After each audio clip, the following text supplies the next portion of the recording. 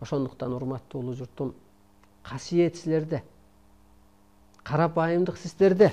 Мына карапайым адамды Кудай кастарлайт дегендей. Табият кастарлайт деген эле жок. Кудай кастарлайт деп түшүнүңүз. Теңир кастарлайт деп түшүнүңүз. Ошондуктан келечек силердики. Алтын доорго карапайым эл биринчи өтөт. Энергияга биринчи өтөт. Биринчи дем алат деп берилет Тааламдан. Ошондуктан астыр көптүр ошо сиздерде, адалдык сиздерде бар.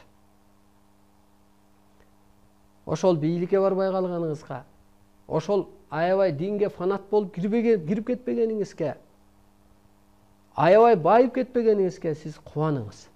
Себеби сиз ошондон чыкпай калмаксыз. Асмандагы ата тек арбайың, көкө теңир, көк асман ээси колдоп турган деп түшүнсөңүз болот. Мына урматтуу улуу журтум, келиңиздер ошол баягы жомоктошкон ошо туура экен. Бир пайгамбар болуптур, ар бир жандыктын тилин билиптир деген ушул ар бир жандыктын дагы өз жарага жашоого жаралган бир кызматы бар.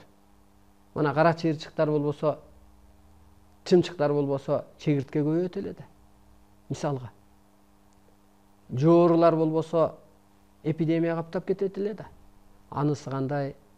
Ошол жагын изилденсе адам ошондо өсөт. Мына табияттын ээси бизбиз.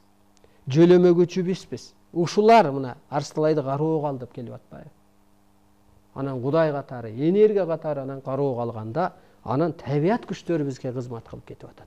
Эгер биз булар менен гармонияга чыкпасак, анда от суу, таш, аба талкалап коймок. Ошондуктан дүйнө эли табият менен, аалам менен гармонияга чыкпаса кырсыктап кетет. Анын аткаруучусу жаратылыш, табият, от суу, таш, аба. Биз дүйнөнү башкарабыз табият менен гана. Табият жер адамын, улуттарды кыргызга багындыруучу теңир буйруган көсө. Жан дүйнөлөрүн өстүрүүчү, жазалоочу сабоо, жүн сабагандай. Ошондуктан биз биринчи керемет куралыбыз, жашообуз, көктүн жердеги көчүрмөсү табиятка, табият күчтөрүнө, табият жандыктарына маани берип гармонияда бололу. Анан көзгө көрүнбөгөн ата тек арбайга дагы. Ушулардын да жаны бар деп бузбай, дебелеп тепсеп албай пайдаланалы, адалдашалы. Жөлөмөгүч да кайра бул мына. Арстандын 6 жөлөмөгүчү бар экен. Курманжан датканын жолборс жөлөмөгүчү бар экен. Жөлөмөгүч адамда 2 күч болот. Жөлөмөгүч анан ата тек арбай. Экөө жөлөйт. Ошондуктан урматтуу улуу журтум, жанагы батыш окумуштуулары жазганда бир кыры чындык, маймылдан эволюция менен адам жаралган дегендей, маймыл демек сенин энең болуп атат. Маймыл да бир жандыктан жаралгандыр. Адагы сенин энең атаң болуп калып атпайбы кайра карасаң.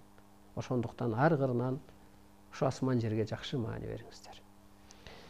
Bir 5 минут убактыбыз калыптыр.